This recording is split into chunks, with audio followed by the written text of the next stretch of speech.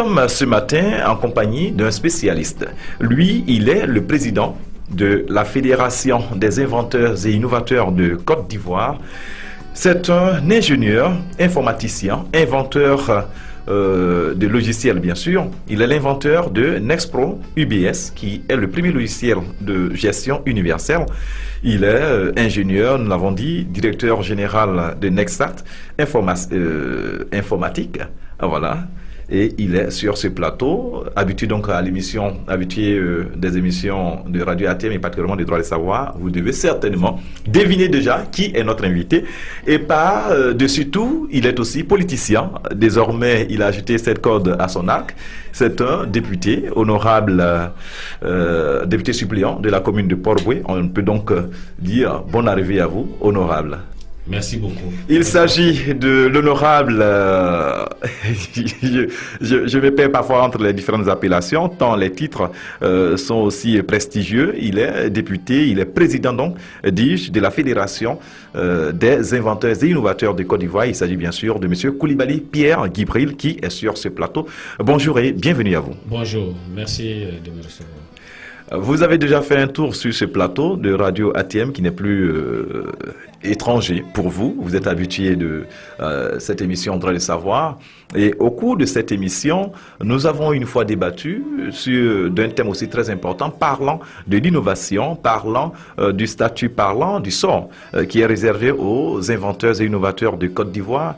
Et lors de votre retour au dernier salon, ou du moins au salon de Bruxelles, à savoir Bruxelles Innova, en 2016, vous avez pris un engagement, celui de permettre l'organisation dans notre beau pays, le pays d'Houphouët-Boigny, le pays de Didier Drogba, le pays de Yaya Touré, de Muriel Aouré, voilà, tout ce beau monde. Et l'engagement est en train de prendre forme. Oui, merci de citer toutes ces prestigieuses personnes. Et je pense que la Côte d'Ivoire doit être fière de tous ces citoyens qui élèvent si haut le drapeau de la Côte d'Ivoire par leur zèle à servir le pays. Oui, c'est vrai, nous sommes inventeurs, donc nous sommes ici au titre des inventeurs. L'invention en Côte d'Ivoire n'est pas une activité qui est dans les rues, c'est pas quelque chose qui est connu, c'est pas quelque chose qui, en somme, qui est dans le quotidien de la Côte d'Ivoire. Nous sommes en train de tout faire pour qu'il en soit ainsi, pour que l'invention devienne une affaire qui entre dans le quotidien de l'Ivoirien. Parce que c'est cela aussi, être émergent. Être émergent, il faut être capable de créativité et participer à l'enrichissement de l'humanité en y apportant également des choses qui sont issues de son propre savoir. À Bruxelles, nous sommes allés. Bruxelles Innova était à un salon, c'est un salon international, oui, un des plus grands, et qui était à sa 65e édition. Nous sommes organisés en délégation. La Fédération des inventeurs et innovateurs de Côte d'Ivoire, la FEDINCI, a donc envoyé une délégation de 5 inventeurs à Bruxelles, dans le but que nous allions voir de près comment est-ce que ces pays développés, parce que Bruxelles, il faut le rappeler, c'est en Belgique. En Belgique, bien sûr. Bruxelles, c'est la capitale européenne. Donc nous sommes allés voir comment est-ce que ils organisent un salon international des inventions. Nous avons été vraiment bien accueillis et nous avions souhaité, avec les organisateurs de ce salon-là qui était à sa 65e édition, donc des gens très expérimentés, souhaiter que cette expérience-là soit renouvelée, mais en Côte d'Ivoire. Nous avons souhaité qu'ils viennent avec nous et qu'en Côte d'Ivoire, ce même salon, tel qu'il est fait en Belgique, oui, tel qu'il est fait actuellement à Barcelone, que ce même salon soit organisé également à Abidjan. Et nous avons un gain de course. Merci à vous pour ce combat que vous menez. Mais tout de suite, on a envie de vous demander, est-ce que techniquement, nous avons les moyens de recevoir l'Europe, de recevoir l'Amérique, de recevoir tous ces inventeurs du monde pour venir faire leur présentation ici pendant 3 jours, puisque d'ordinaire, c'est au moins sur 3 jours que le salon se tient. Est-ce que techniquement, financièrement, est-ce que nous avons des dispositions pratiques pour accueillir un tel salon maintenant? La Côte d'Ivoire est parfaitement capable et même en mesure de recevoir plusieurs salons de ce type. Pourquoi je le dis? il y a, depuis quelque temps, nous avons des multitudes de salons internationaux, de rencontres internationales qui ont lieu en Côte d'Ivoire. Et bientôt, nous aurons les 8e Jeux de la francophonie. Oui. C'est vraiment la preuve que la Côte d'Ivoire est tout à fait prête. Et nos confrères inventeurs de Belgique, ils nous ont d'abord invités, ils ont d'abord insisté que la Côte d'Ivoire soit une délégation en 2016 en Belgique. Donc ils ont pris le soin de regarder et de se rendre compte que nous sommes capables. Et la réponse à cela est oui, nous sommes capables et nous sommes en train de nous préparer à cela. Nous sommes capables de recevoir un salon de dimension internationale, c'est l'assurance que vous nous donnez. Mais il y a quelques jours de cela, quelques mois de cela, lorsque vous jetiez un regard sur le classement réservé au rang de la Côte d'Ivoire, ce tableau n'est pas aussi reluisant. Mais qu'est-ce qui vous donne donc toutes ces assurances pour dire qu'on est capable d'accueillir un tel salon? Alors, ce classement, il faut le rappeler, nous dérange beaucoup. Parce que la Côte d'Ivoire est tellement classée dans l'indice mondial de l'innovation qui sort chaque année de la part de l'Organisation mondiale de la propriété intellectuelle. Mais justement, nous avons regardé ça et nous avons travaillé au cours de toute une année pour faire en sorte que, j'en suis sûr, au prochain classement, la Côte d'Ivoire va être bien classée. Mais nous avons, en plus de cela, regardé qu'est-ce qui était le problème. Pourquoi est-ce que nous avons été si mal classés? Nous avons vu qu'il y avait quelques problèmes institutionnels et de méconnaissance de notre activité inventive.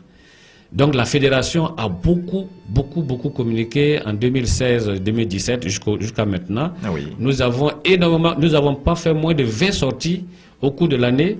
Nous avons également vu des inventeurs qui sont allés aux différents salons à Genève, à Bruxelles, et en dehors, même en Afrique également, qui ont rapporté des prix. Nous avons remporté plus d'une vingtaine de prix, les inventeurs en 2016-2017. Donc, il y a une certaine vigueur qui revient, qui montre que la Côte d'Ivoire est bel et bien, présente effectivement aux défis des inventions, de l'innovation, de la recherche, de l'innovation technologique. Alors, Monsieur le Président, doublé de votre casquette d'honorable, est-ce que ces différents voyages, est-ce que ces différentes rencontres ne sont pas un peu personnelles? N'est-ce pas là des reconnaissances individuelles qui sont reconnues comme telles? Parce que quand vous partiez à Bruxelles, ou encore ces différentes délégations qui ont représenté la Côte d'Ivoire à l'étranger, est-ce que ce n'est pas aussi leur reconnaissance en tant que mérite qui, ici, est sollicité? Est-ce que c'est au nom de la nation, en partant, bien sûr, de nos autorités? Alors, il faut que la Côte d'Ivoire le sache, que nos autorités le sachent. Tout ce que font les inventeurs, tous les prix que les inventeurs obtiennent ici et là, sont obtenus au nom de la Côte d'Ivoire. Avant de vous donner votre médaille, avant de vous donner votre prix, pour dire votre nom, c'est toujours associé à votre pays. Parce que c'est des milieux où chacun vient fièrement pour défendre son pays d'abord, avant d'être lui-même quelqu'un. C'est son pays qui lui devra une reconnaissance d'avoir élevé haut le drapeau du pays. Oui, c'est pour la Côte d'Ivoire que nous le faisons. Nous avons constaté effectivement que d'aucuns pensaient que quand un inventeur est en train de communiquer, de se faire reconnaître au plan international, certains auraient pu penser que c'est tout à fait individuel. Or, nous voyons que le comportement du pays vis-à-vis de ces inventeurs-là participe à le classer. Est-ce que la Côte d'Ivoire reconnaît la valeur de ces inventeurs? Cela participe effectivement au classement de la Côte d'Ivoire. Justement, c'est là que nous avons voulu en venir. Est-ce qu'aujourd'hui, nos autorités gouvernementales accordent cette importance, cette place aussi importante que devraient occuper les inventeurs en tant que tels? Ils le font. Les autorités le font. Ce n'est pas encore arrivé à la hauteur de ce que nous espérons. Mais il faut dire que la base est très bonne. Nous avons découvert en Côte d'Ivoire, quand nous sommes devenus tous inventeurs, qu'il y avait une prise en main de la Côte d'Ivoire, en tout cas de ces inventeurs par la Côte d'Ivoire, au niveau de l'obtention du brevet. Je crois que nous l'avons dit et répété, et à ce niveau, nous sommes satisfaits. mais il y avait une absence d'accompagnement pour la valorisation de ce brevet qui est appelé à être un produit made in Côte d'Ivoire, un produit qui va provoquer la naissance d'industries d'exportation. Mais cette année, 2016-2017, les choses ont beaucoup changé. Pourquoi? Au niveau de l'État, nous avons constaté la naissance de multiples fonds. Il y a eu d'abord le fonds, le F2I, le Fonds ivoirien de l'innovation, qui est logé au ministère des PME, d'un montant de 131 milliards, qui est destiné à aider les inventions, les innovations à se développer. Nous avons, quelque temps après, connu le FONARI, le Fonds pour l'innovation, la recherche technologique, etc., qui est logé au ministère de la Recherche scientifique. C'est un fonds de 500 millions par an qui est destiné effectivement à aider à développer et à valoriser nos innovations. Nous avons tout récemment le FCIAD, qui est le fonds de l'agriculture, des innovations au niveau de l'agriculture durable. Et c'est un fonds de 5 milliards sur 3 ans. Et ce fonds-là, il est logé au ministère de l'Agriculture, il est confié au FIRCA. Et ils sont en train donc de s'organiser pour que ce fonds puisse être mis à la disposition des inventeurs à travers des compétitions. Nous avons le PASRES, c'est un fonds qui existait déjà, et le PASRES tout récemment a annoncé qu'ils envisagent maintenant passer à la valorisation de près de 200 résultats de recherche qu'ils ont financés, mais qui étaient bloqués parce qu'il n'y avait pas de valorisation. Ils s'engagent maintenant à valoriser. Donc cette année seulement, c'est plusieurs milliards qui sont mobilisés à travers les structures de l'État et leurs partenaires. Même au niveau des inventeurs, nous avons tout récemment créé le FOGAPI, le Fonds de garantie des prêts aux inventeurs. Ce fonds est en constitution et nous espérons ici la fin de l'année atteindre rapidement les 2 milliards que nous recherchons sur ce fonds. Merci, Monsieur le Président de la Fédération des inventeurs et innovateurs de Côte d'Ivoire pour vos efforts, pour le sacrifice tant consenti pour que l'on puisse avoir cette bonne image des inventeurs et innovateurs de Côte d'Ivoire au plan national comme international. Nous saluons donc vos efforts et cette fois, vis-à-vis de ce classement, quel est le rang qu'occupe le Ghana? Le Ghana est très bien classé, puisque... Alors là... Alors, j'ai pas la peur de commencer à citer nos amis, parce qu'on va les dépasser bientôt. On espère bien. Alors, plusieurs fonds. Vous nous avez parlé tout à l'heure de FDZ, un fonds de 131 milliards mis à disposition. Il y a également le FONARI, 500 millions par an. Il y a également le FCIAD, 5 milliards de francs CFA également. Tous ces fonds, quelle est, je dirais, la part qui revient, si on doit parler en termes, je ne dirais pas de gâteau, hein, mais en termes d'accompagnement des inventeurs, quelle est la part qui revient aux inventeurs? Merci beaucoup pour cette question et nous déplorons en tout cas le fait que jusque-là les inventeurs sont approchés par rapport à ces fonds avec des idées déjà toutes faites. C'est-à-dire les différents ministères, ministère des PME, ministère de la Recherche scientifique et autres ministères de l'Agriculture, nous approchent avec déjà des critères qu'ils ont écrits, comment est-ce que ce fonds va être utilisable, voilà, accessible. Et nous déplorons cela. Nous déplorons cela. Dans le temps, il y a déjà 2 ans, personnellement, j'avais demandé, et au nom des camarades, au gouvernement de Côte d'Ivoire de créer un guichet unique des inventions et de l'innovation, de la recherche scientifique, etc. Un guichet unique.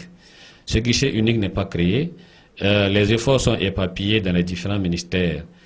Je comprends que c'est parce que on veut faire des choses qui correspondent aux besoins exprimés par les différents ministères, puisque ce sont un ministère technique, c'est eux les utilisateurs.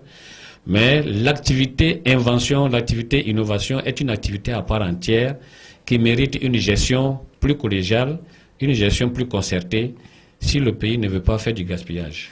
Justement, parce que comment comprendre qu'on investisse ou bien qu'on dégage un fonds de 131 milliards, un fonds de 500 millions par an, un fonds de 5 milliards et que la Côte d'Ivoire régresse au niveau des indices? Bon, ce qu'il faut dire, depuis que nous avons commencé à tirer la sonnette d'alarme, parce que c'est pas aujourd'hui que vous nous tendez le micro, non. Et je pense qu'en parlant, ce que nous écrivons partout, nous le disons aux autorités.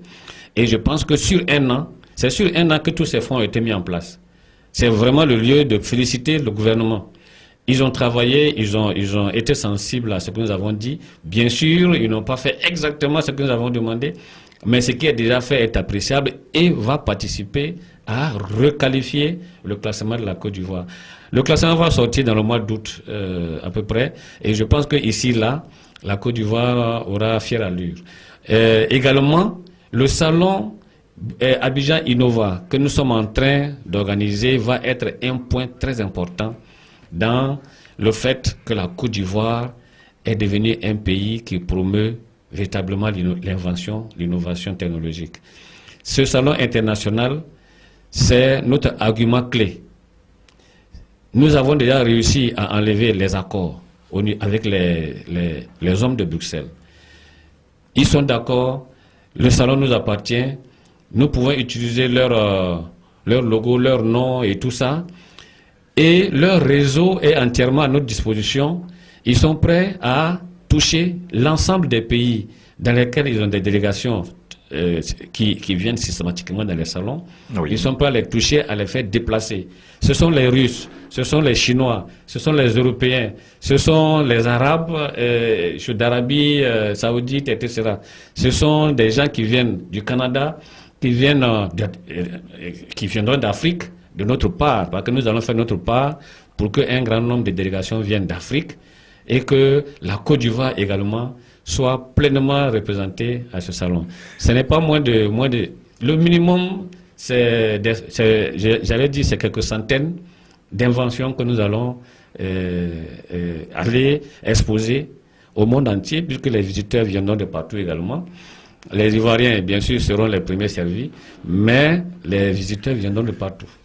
À vous entendre, on a envie de dire « I'm proud to be Ivorian », pour dire qu'on est fier d'être Ivoirien, mais en même temps aussi on a un peu peur pour se demander, mais est-ce qu'on a vraiment les moyens d'organiser? C'est vrai que tout à l'heure vous nous avez rassuré, mais quand on prend Bruxelles, qui est aussi le siège de l'Union européenne, quand on prend le salon actuel qui se tient à Barcelone Innova, du 4 au 6 mai, comme vous l'avez souligné tout à l'heure, on est déjà en mai. Et le prochain salon est prévu en Côte d'Ivoire du 12 au 14 octobre 2017. Donc cette année, alors on a envie de savoir quelle place joue le gouvernement, quelle place joue l'État dans cette organisation. Alors est-ce que vous pouvez nous parler du comité d'organisation? Comment est-ce que vous organisez pratiquement la chose déjà? Alors il y a la fédération, c'est elle qui a obtenu, qui est partie en flèche et qui a obtenu donc l'accord de concession de Innova. Maintenant, nous sommes venus, nous avons rendu compte, depuis que nous sommes arrivés en décembre. Parce qu'il y a également l'aspect diplomatique, voilà, avec tous ces pays qui viendront. Nous avons rendu compte à toutes nos autorités qui toutes sont d'accord que ce salon ait lieu.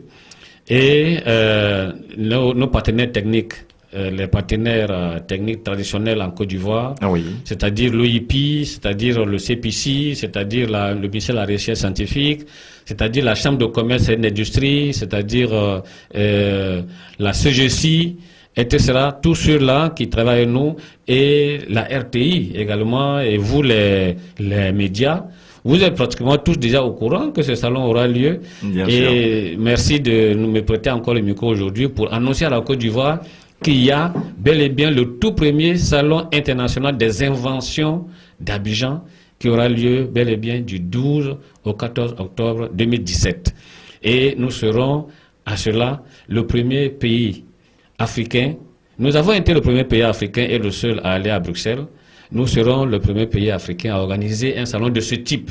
de ce niveau international où des gens viendront de partout. Justement, j'aime bien relever, titiller un peu. Oui. Il y a des pays tels le Kenya, tels l'Afrique du Sud, tels le Rwanda, qui sont aussi très avancés en termes d'innovation, en termes d'industrialisation même. Mais quand on prend un pays comme la Côte d'Ivoire qui obtient l'organisation d'un tel salon, on se demande bien, qu'est-ce qui a pu militer en votre faveur? Alors, j'ai dit tout à l'heure que la Côte d'Ivoire, nous l'avons déploré, la Côte d'Ivoire était même classée dans l'indice mondial de l'OMP. Mais les individus, et je pense qu'à d'autres occasions, je vous ai dit que la Côte d'Ivoire était bien classée. Si on regarde au niveau individuel, le travail énorme que nous faisons en tant qu'inventeurs ivoiriens, Oui. c'est un travail énorme. Nous sommes reconnus partout, nous sommes reconnus dans le monde. Le monde reconnaît Coulibaly Pierre Djibril comme un inventeur émérite.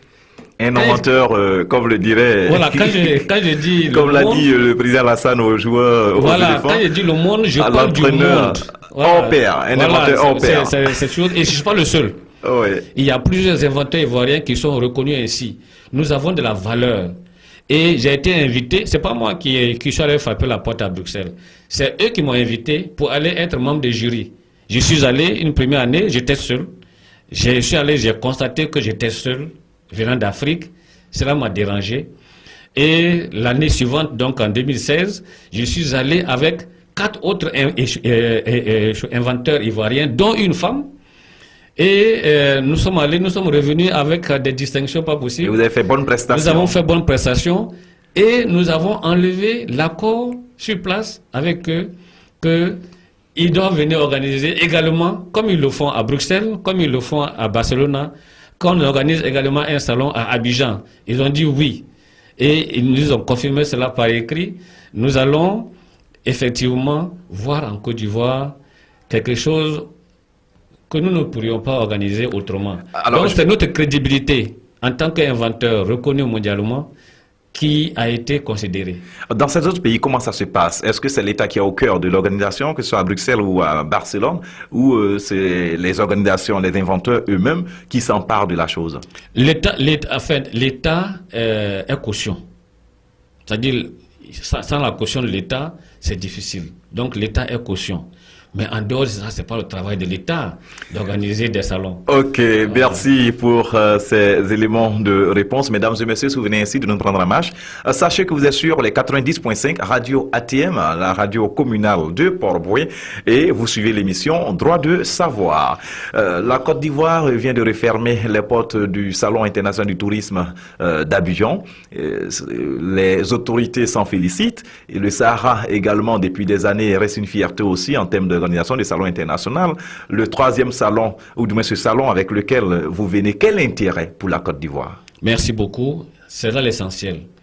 L'intérêt pour la Côte d'Ivoire, d'abord pour les inventeurs, les créateurs, les chercheurs, les innovateurs, tous les scientifiques et tous les professionnels de l'innovation technologique en Côte d'Ivoire auront à leurs pieds des gens, la crème des inventions, la crème de l'innovation du monde, qui sont venus de partout. Nous sommes ici, nous parlons souvent d'Asie, mais les Asiatiques seront là. Les dragons. Les dragons, ils seront là, ils seront à nos pieds. Et les Ivoiriens peuvent quitter Atekoubé, peuvent quitter Séguéla ou bien quitter, je ne sais pas, Amma, pour venir regarder et toucher de près et parler avec eux. Ce sont des monstres au plan international, c'est la vérité. C'est eux qui tiennent le monde, mais ils seront là. Est-ce que ce sera, vous allez garder le fil de l'idée, mais est-ce que ce sera également l'occasion des expositions ventes ou bien juste des expositions pour venir apprécier? Ce sont des expositions business. Donc, au cours des expositions, c'est 3 jours d'exposition, 3 jours francs d'exposition. Au cours de ces 3 jours d'exposition, les hommes d'affaires ivoiriens, les professionnels des différents domaines pourront entrer en contact directement avec les exposants qui sont là. C'est prévu. Et il est prévu des signatures de contrats. S'il y a des contrats qui sont signés, nous allons annoncer ces contrats qui ont été signés et ce que ça vaut en termes de retour, en tout cas d'espoir en termes d'investissement, etc. Donc c'est des choses qui vont se faire. Ce n'est pas uniquement pour venir montrer et exposer. En bas, il y a tout un business qui va se faire, mais c'est un business de haut niveau. parce que la science, les nouvelles technologies, c'est quelque chose d'autre. C'est-à-dire que ça n'a pas de frontières. Lorsque vous avez un outil technologique, il n'y a pas de frontières. Donc ça, c'est très intéressant pour la Côte d'Ivoire. Ça va ouvrir une nouvelle branche en termes de participation à l'économie ivoirienne. C'est un moyen pour que nous participions à l'économie ivoirienne. La deuxième des choses, c'est que les inventeurs que nous sommes, les chercheurs et inventeurs ivoiriens que nous sommes, nous allons être regardés différemment. Nos autorités également nous verront comment nous sommes vigoureux. C'est vrai que quand l'équipe nationale reçoit une équipe étrangère, mais on sort pour aller soutenir notre équipe nationale. Mais on profite aussi pour savoir comment joue l'autre et on apprécie à quel niveau est notre. C'est comme ça également que nous allons être confrontés. Et c'est quelque chose qui va se faire chaque année. Alors, chaque année, il y aura un salon Abidjan Innova. Le salon Abidjan Innova 2017, on a déjà fixé la date, 12 au 14 octobre. Mais les salons Abidjan Innova auront lieu chaque année. Voilà. Merci, président de la Fédération nationale des inventeurs de Côte d'Ivoire. Je rappelle que vous êtes également député à l'Assemblée nationale, député suppléant. Vous êtes ingénieur informaticien, directeur général de Nextat Informatique et inventeur de Nexpro UBS, le premier logiciel de gestion universelle. Et vous êtes sur ce plateau pour échanger autour de ce grand événement qui s'annonce dans la capitale ivoirienne du 12 au 14 octobre 2017, à savoir Abidjan Innova 2017, la première édition du genre dans notre pays. C'est maintenant que vous venez de mettre votre fonds en place, FOGAPI, et vous êtes à la recherche d'environ 250 millions. 300 millions pour le salon. Pour le fonds. Oui, pour le salon, pour le fonds, c'est 300 millions. Pour le fonds. Au minimum. Mais nous espérons atteindre 2 milliards. Vous espérez atteindre 2 milliards, sinon pour là vous cherchez au moins ce 250 à 300 millions de francs CFA, vous n'avez pas de fonds. On peut donc se demander quel est le coût de ce salon pour la Côte d'Ivoire. Oui, le salon va coûter 250 millions. 250 millions voilà, que le salon va organiser la première édition de Abidjan Innova. Voilà, mais ces 250 millions seront recouvrés totalement par le salon. Est-ce que déjà vous avez des partenaires? Est-ce que déjà vous avez des canaux pour mobiliser ce fonds? Parlez-nous un peu. Alors, nous avons tous ceux qui participent, tous les exposants payent. Donc les stands sont payants. J'aimerais quand même dissuader les uns les autres de croire que les stands seront gratuits. Ce sont des stands de haut standing, donc ils sont payants. Et ces stands-là, leurs coûts suffiront à couvrir totalement ce que nous allons investir. Je profite aussi pour dire qu'on va contacter certains de nos autorités touristiques et industrielles. Parce que ceux qui viendront, les délégations qui vont arriver des pays étrangers, il faut qu'ils découvrent la Côte d'Ivoire quelque part. Donc au cours des 3 jours, nous avons prévu également organiser des visites à Yamoussoukro, visites à Abidjan et visites à Grand Bassam. J'espère que vous arriverez à Konofla également, parce que Konofla n'est pas loin de Yamoussoukro, on est environ à 30-40 minutes de voyage. Merci. Donc on espère que vous serez à Konofla aussi. Merci pour mes amis de Konofla. Et sinon, ils viendront voir nos amis là où ça sera le plus proche. Ils sont invités également au salon. Alors, est-ce que nous disposons d'infrastructures capables d'accueillir tout ce monde qui viendra des États-Unis, pourquoi pas du Brésil, de l'Europe, un peu de partout? Est-ce que nous avons des infrastructures? Au point où nous en sommes dans nos études et nos séances de travail, on y va assez vite. Si nous n'étions pas prêts, nous ne l'avions pas annoncé. C'est parce que nous sommes prêts que nous allons annoncer et nous allons commencer effectivement à mettre en place les différentes nécessités de réservation. Parce qu'il faut réserver les hôtels, les chambres d'hôtel, il faut réserver les places pour que chaque soir, que nos visiteurs ne s'ennuient pas, qu'on puisse leur montrer Ça, nous savons le faire en Côte d'Ivoire. Bien sûr. On va leur montrer qu'on sait vivre à Abidjan. L'hospitalité légendaire. Voilà. Alors, comparativement aux autres salons, qu'est-ce qui va faire la différence avec Abidjan Innova? Aux autres salons Innova,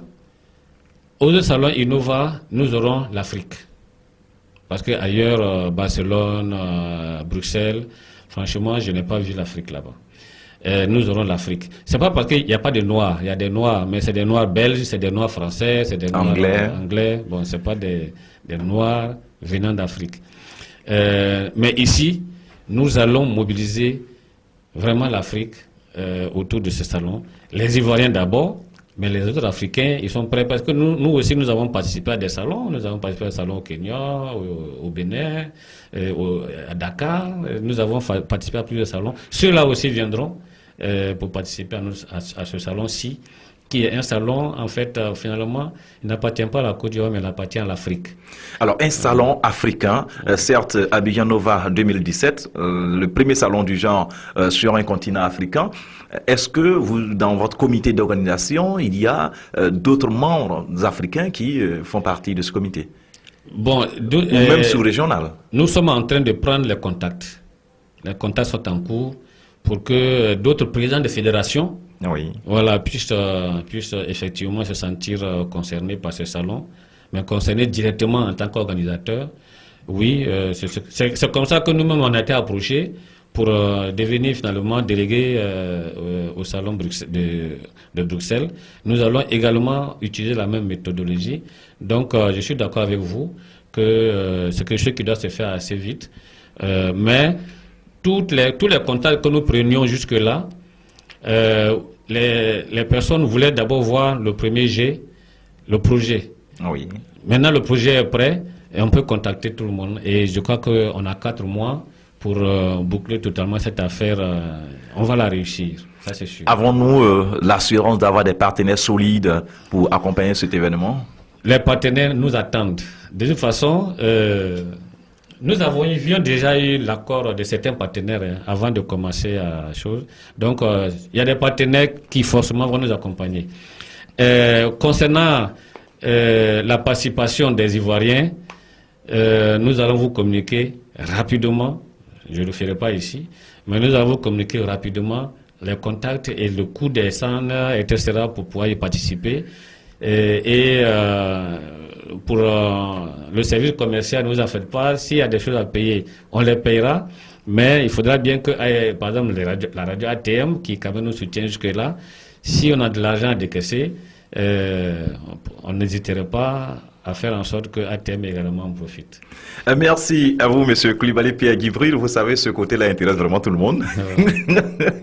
Et merci donc pour cette belle initiative. Ma toute dernière question, certainement, avant de vous dire merci d'avoir accepté notre invitation. Quelles sont les dispositions arrêtées par le gouvernement ivoirien qui va recevoir sur son territoire du 12 au 14 octobre 2017 la première édition du genre Abidjan Innova 2017, un salon international? Bon, c'est l'hospitalité légendaire de la Côte d'Ivoire. Ça, elle est une constante. Ensuite, nous avons une organisation, la FEDENCI, la Fédération des inventeurs et innovateurs de Côte d'Ivoire, a des interlocuteurs privilégiés. C'est-à-dire, nous avons l'OIP, l'Office ivoirien de la propriété intellectuelle, qui est logé au ministère de l'Industrie. Donc, ils sont représentants avec nous au niveau du ministère de l'Industrie. Il y a aussi la direction de l'innovation technologique au ministère de l'Industrie, avec qui nous échangeons, avec qui nous avons même construit le projet de faire venir le salon ici en Côte d'Ivoire. Et donc, le ministère de l'Industrie, eux, sont déjà garantis. Nous avons le ministère de la Recherche scientifique. Au sein de ce ministère, nous avons la direction de la valorisation et de l'innovation technologique. Cette direction est à 100% avec nous. Cette direction a participé à la rédaction du projet, à la négociation pour que le projet arrive ici. Nous obtiendrons également leur accompagnement. Nous avons rencontré le CPC, nous avons été reçus. Vous savez, le CPC, c'est un gros morceau. Oui. Et eux, ils ont effectivement donné leur accord. Donc, pour ne citer que cela, la Côte d'Ivoire est prête à 100% à organiser ce salon.